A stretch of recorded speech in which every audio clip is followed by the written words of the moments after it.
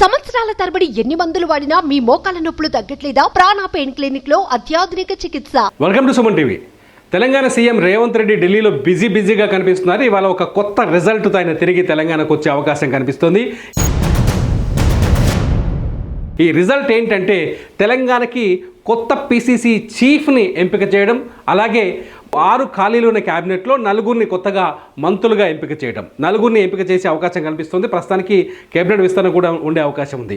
PCC chief పదవికి అంటే PCC అధ్యక్ష పదవికి ఈ మంత్రివర్గ విస్తరణకి స్పష్టమైన లింక్ ఉంది. ఇది అందరికీ తెలిసే విషయమే. అయితే పిసిసి పదవి రేసులో ఎవరెవరు ఉన్నారు అంటే బీసీ వర్గం నుంచి మధు యాస్కీతో పాటు మహేష్ కుమార్ గౌడ్ పోటీ పడుతున్నారు. ఇద్దరిలో ఒకవేళ పిసిసి పదవి వస్తే ఈ ఇద్దరిలో ఎవరో ఒక్కరికి ఈ అవకాశం దక్కే అవకాశం కనిపిస్తోంది.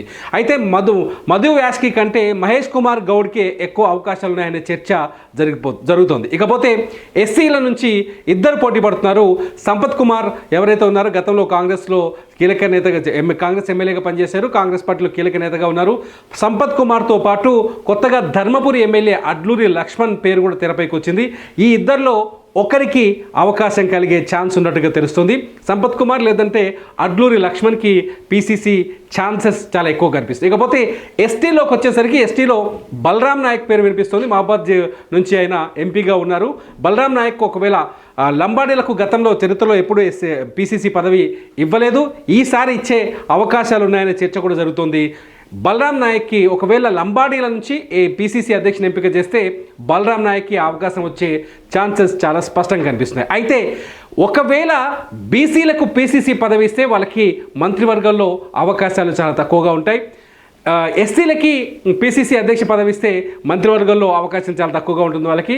ఒకవేళ ఎస్టీలకి పిసిసి పదవి ఇస్తే మంత్రివర్గంలో ఛాన్సెస్ తక్కువగా ఉన్నాయి. ఇంతకీ క్యాబినెట్లో ఎవరెవరు పోటీ పడుతున్నారో ఒకసారి చూద్దాం.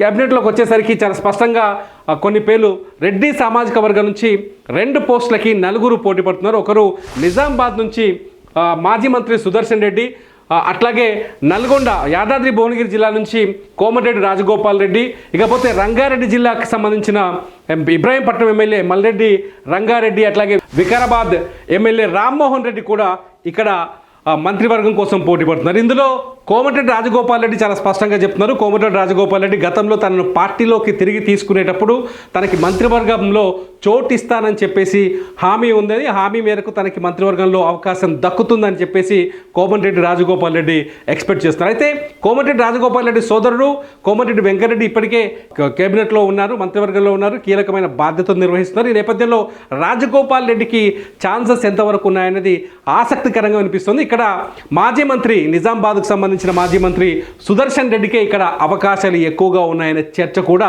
కాంగ్రెస్ పార్టీలో జరుగుతుంది, రాజకీయ వర్గాల్లో జరిగిపోతుంది. ఇకపోతే ఉమ్మడి రంగారెడ్డి జిల్లాకు వచ్చేసరికి ఇబ్రాహీంపట్నం నుంచి మల్లెడ్డి రంగారెడ్డి, వికారాబాద్ నుంచి రామ్మోహన్ రెడ్డి పోటీ పడుతున్నారు. కాబట్టి రామ్మోహన్ రెడ్డికి దక్కుతుందా, ఇక్కడ మల్లెడ్డి రంగారెడ్డికి అవకాశం దక్కుతుందా అనేది పెద్ద చర్చగా మారేది. మల్లెడ్డి రంగారెడ్డి చాలా స్పష్టంగా ఉన్నారు. ఎట్టి పరిస్థితుల్లో చాలా సీనియర్ నేత, గతంలో వరుసగా విజయాలు సాధిస్తూ వచ్చారు. అయితే ఇబ్రాహీంపట్నం నుంచి ఈసారి తనకి అవకాశం కల్పించాల్సిందే అని చెప్పేసి మల్లెడ్డి రంగారెడ్డి పట్టుబడుతున్నారు. ఈ నేపథ్యంలో మల్లెడ్డి రంగారెడ్డి పేరు ఫైనల్ అవుతుందా, రామ్మోహన్ రెడ్డి పేరు ఫైనల్ అవుతుందా అనేది ఇప్పుడు ఆసక్తికరంగా మారింది. ఇకపోతే వెలమ కమ్యూనిటీ నుంచి మరో ఇద్దరు పోటీ పడుతున్నారు. వెలమ కమ్యూనిటీ నుంచి అంటే ఎల్లారెడ్డి ఎమ్మెల్యే మదన్ మోహన్ రావుతో పాటు మంచిర్యాల ఎమ్మెల్యే ప్రేమ్ సాగర్ రావు కూడా పోటీ పడుతున్నారు. ప్రేమ్ సాగర్ రావుని ఖచ్చితంగా క్యాబినెట్లోకి తీసుకోవాల్సిందని చెప్పేసి కాంగ్రెస్లో మరో కీలక నేత రేవంత్ రెడ్డి పైన ఒత్తిడి చేస్తున్నట్టు తెలుస్తుంది. మదన్ మోహన్ రావు కూడా చాలా ఆశగా ఎదురు చూస్తున్నారు. ఈసారి తనకి క్యాబినెట్లో చోటు దక్కుతుందని ఆశిస్తున్నారు.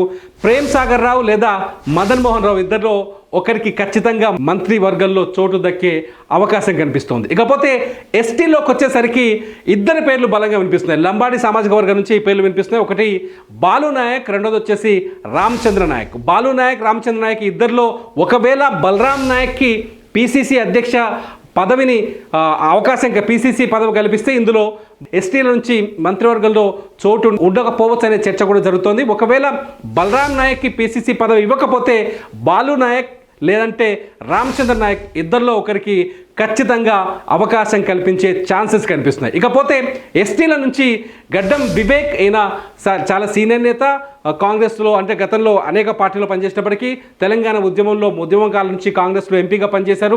వివేక్ కూడా ఇక్కడ మంత్రి పదవి కోసం పోటీ పడుతున్నారు. వివేక్ పేరు ఖచ్చితంగా కేబినెట్ లిస్టులో ఉంటుందని చర్చ జరుగుతుంది. ఒకవేళ సంపత్కి ఎవరైతే ఇదే ఎస్సీ సామాజిక వర్గానికి సంబంధించిన నేత సంపత్ని పీసీసీ అధ్యక్షుడిగా ఎంపిక చేస్తే వివేక్కి మంత్రివర్గంలో చోటు దక్కే ఛాన్సెస్ కనిపించట్లేదు. ఒకవేళ సంపత్కి అక్కడ పీసీసీలో అవకాశం దొరక్కపోతే, పీసీసీ అధ్యక్ష పదవికి అవకాశం దొరక్కపోతే ఖచ్చితంగా వివేక్ ఇక్కడ క్యాబినెట్లో అవకాశం దొరుకుతుందనే చర్చ జరుగుతుంది. మొత్తంగా ఇవాళ పదవులపై కొంత స్పష్టత వచ్చే అవకాశం కనిపిస్తుంది.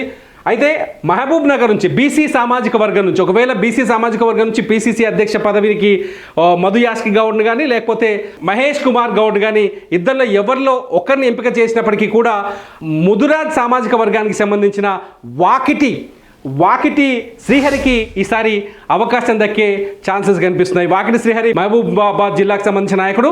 వాకిటి శ్రీహరికి ఖచ్చితంగా బెర్త్ కన్ఫర్మ్ అవుతుందని, మంత్రివర్గంలో బెర్త్ ఉంటుందని చెప్పేసి చర్చ జరుగుతుంది. మొత్తంగా సుదర్శన్ రెడ్డి, వాకిటి శ్రీహరి పేర్లు అయితే ప్రస్తుతానికి స్పష్టత ఉన్నట్టుగా తెలుస్తుంది. సుదర్శన్ రెడ్డికి, వాకిటి శ్రీహరికి మంత్రివర్గంలో చోటు దక్కుతున్న స్పష్టత ఉంది. అయితే పీసీసీ అధ్యక్ష బాధ్యతలు ఎవరికి అప్పచెప్తారో, ఏ సామాజిక వర్గానికి అప్పచెప్తారో దాని తర్వాత మిగతా వాళ్ళ అవకాశాలపైన స్పష్టత వచ్చే ఛాన్సెస్ ఉంది. మొత్తానికైతే రేవంత్ రెడ్డితో పాటు ఉత్తమ్ కుమార్ రెడ్డి, అట్లాగే డిప్యూటీ సీఎం బట్టి విక్రమార్క వీళ్ళంతా ప్రస్తుతానికి ఢిల్లీలో చర్చలు కొనసాగిస్తున్నారు. పీసీసీ అధ్యక్ష పదవి అధ్యక్షుని ఎంపికతో పాటు కొత్తగా మంత్రివర్గంలోకి చేర్చుకోబోయే 4 కొత్త మంత్రుల పేర్లను కూడా ఖరారు చేసే ఛాన్సెస్ ఉన్నాయి. ఇకపోతే మైనార్టీల నుంచి కూడా ఈసారి మంత్రివర్గంలో ఒకరికి ఛాన్స్ ఉన్నట్టుగా కనిపిస్తుంది. మైనార్టీల నుంచి ఎవరిని ఎంపిక చేస్తారనే చర్చ కొనసాగుతున్న తరుణంలో సుప్రీంకోర్టు తీర్పు రావడం, గవర్నర్ కోట ఎమ్మెల్సీల అభ్యర్థులపైన గతంలో హైకోర్టు ఇచ్చిన తీర్పు పైన సుప్రీంకోర్టు స్టే విధించడంతో గవర్నర్ కోటాలో 2 ఎమ్మెల్సీలు ఎన్నికయ్యారు. 2 ప్రమాణ స్వీకారం చేశారు. అందులో ఒకరు కోదండ్ రామ్, రెండోది వచ్చేసి సియాసత్ ఎడిటర్ మీర్ అలీఖాన్. అయితే ఈసారి మైనార్టీల నుంచి ఛాన్స్ కల్పిస్తే ఖచ్చితంగా మీర్ అలీఖాన్కి కేబినెట్లో చోటు దక్కుందనే చర్చ జరుగుతుంది. మొత్తానికి ఇదంతా సాయంకాలానికి ఒక స్పష్టత వచ్చే అవకాశం కనిపిస్తుంది. మొత్తానికి పదవులు వాళ్ళ పేర్లను ఫైనల్ చేసి రేవంత్ రెడ్డి తిరిగి హైదరాబాద్ చేరుకుంటారని చర్చ నడుస్తుంది. అప్డేట్ కోసం చూస్తూనే ఉండండి సుమన్ టీవీ. మీ బిజినెస్ ఏదైనా మీ ఊర్లో ప్రమోషన్ చేయాలంటే అది సుమన్ టీవీతోనే సాధ్యం. ఇప్పుడే సంప్రదించండి.